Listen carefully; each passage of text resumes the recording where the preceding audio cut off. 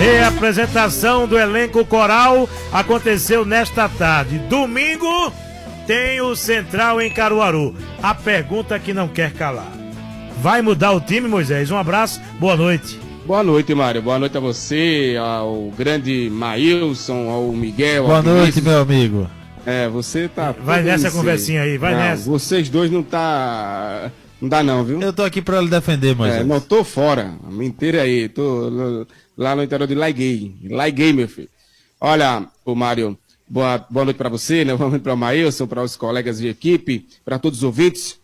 A reapresentação aconteceu nesta tarde, né, Mário? Depois da vitória por 2-1, né, diante do América, para mais de 26 mil torcedores no Arruda, o fim de semana foi de folga para o elenco coral. Então, nesta tarde, aconteceu a reapresentação, um treino mais regenerativo, utilizando sim ali o gramado do Arruda, né, o campo, mas aquele treino leve até porque, né, Mário, tem uma semana completa para treinar até o dia do jogo, que é domingo, dia 18, às 4 horas da tarde, no Lacerdão.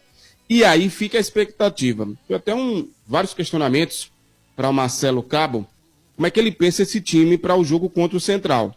Veja, as condições do gramado do Lacerdão é muito parecida com as condições do gramado do jogo contra o Santa Cruz de Natal, que o Santa empatou em 0-0. E aí surgiu vários questionamentos, porque o Central foi lá e venceu. Só que o Santa entrou naquela partida jogando no 3-5-2, utilizando 3 zagueiros. Não se sabe se ele vai manter esse esquema tático.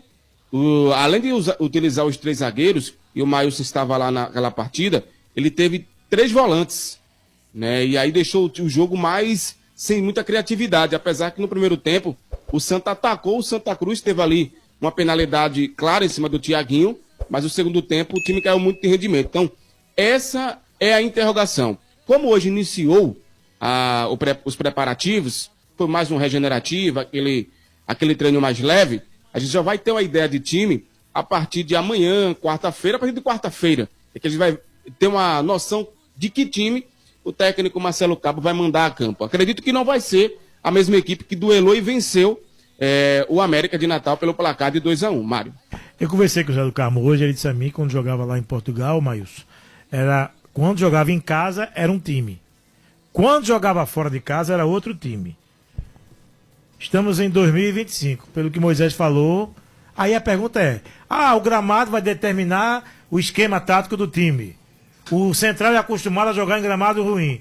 Mas se o Santa não entender que Série D tem gramados ruins, vai ficar nisso, Aí quer dizer que o empate em Caruaru é um bom resultado? Meu amigo, porque vai pegar o Luiz Lacerda e vai pegar o Marizão, 2 jogos fora, amigo. Eu acho que o empate fora de casa, ele, na competição, a imaginar a sequência da competição, ele é um bom resultado, tá? Eu entendo que... Mas de acordo com o adversário, né? Não. Você acha um bom resultado empatar com o Santa Cruz de Natal? Não, acho que o Santa Cruz conquistou um ponto. Conquistou um ponto. Conquistou um ponto. Se empatar com o Central. Agora a obrigação aqui é vencer. Sim. No Arruda. Sim. Então, assim, eu acho que a pensar a longo prazo é importante você pontuar. Agora, assim, eu acho que a postura com que você entra determina muita coisa. Por exemplo, uma coisa é você empatar fora de casa, conquistar um ponto, trazer um ponto. Outra coisa é você ter a prospecção de vencer e não entrar de maneira a vencer. Eu acho que o Santa Cruz entrou errado no jogo de Goianinha. O Santa Cruz entrou com 3 zagueiros e 3 volantes. Na minha cabeça não entra. Como é que você tem um jogo a atuar onde o seu adversário joga com um meia de armação e você joga com 3 volantes para marcar ele?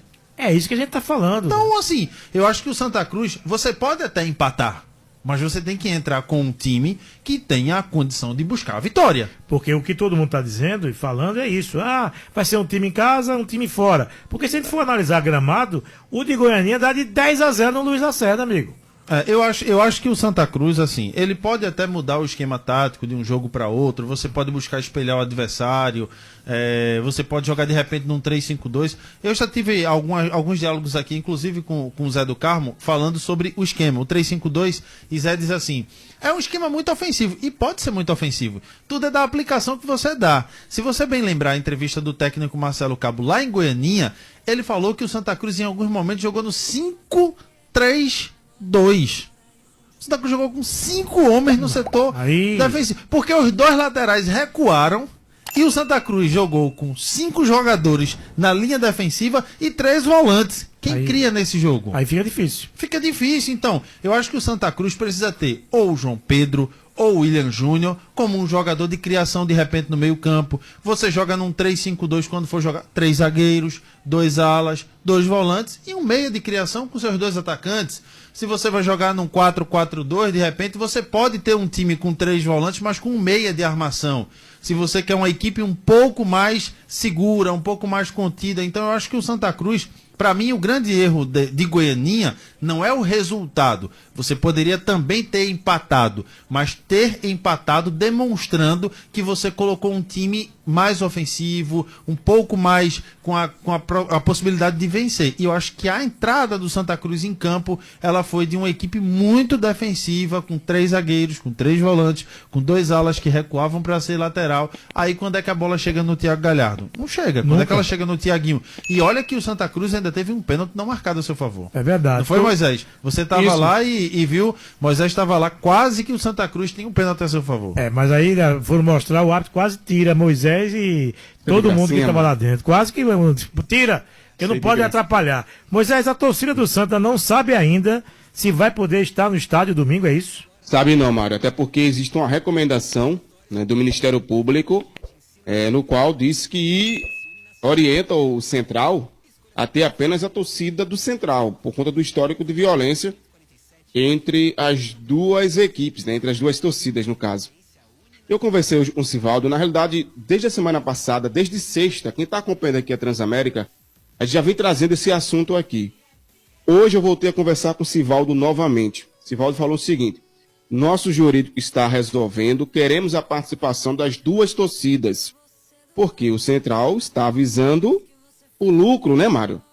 Porque se tem a participação da torcida do Santa, que já mostrou a sua força, e aí, até quarta-feira, o Sivaldo deve ter esse retorno do Ministério Público. Se vai liberar a presença da torcida do Santa, sim ou não. Tendo essa resposta na quarta-feira, na quinta-feira vai começar a venda de ingressos. E aí, tendo a liberação para a torcida do Santa, na quinta-feira, segundo o Sivaldo, já vai ter aí bilhetes para o torcedor comprar nas bilheterias do Arruda. Então, tudo depende do Ministério Público, se vai liberar, sim ou não. O jurídico do Central está trabalhando, buscando aí, né, a liberação da torcida visitante, né, e na quarta-feira vai ter esse retorno. Então a gente vai estar atualizando aqui, Mário, a torcida do Santa, e claro, o torcedor está naquela expectativa, né, para saber se vai poder estar presente no Lacerdão no domingo, se ou não, o jogo que acontece às 4 horas da tarde. E já que eu estou falando sobre torcida, o Santa teve na sexta-feira, Mário, 26.122 torcedores. Uma renda de R$ 555.690.